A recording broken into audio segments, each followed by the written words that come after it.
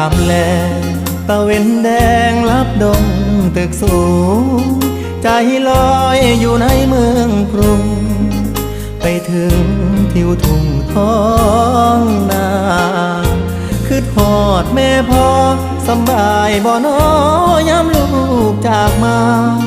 ฝาเฮือนแอมตองมุงยาหลับตายังจำฝังใจมาอยู่เมืองไกล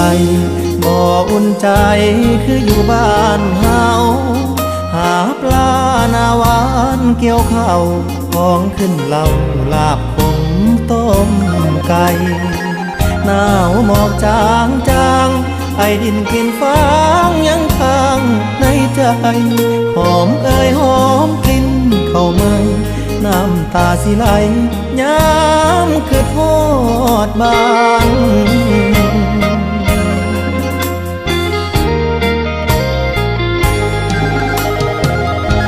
คือทอดเพื่อนสานป่านนี้เป็นจังใดน้อง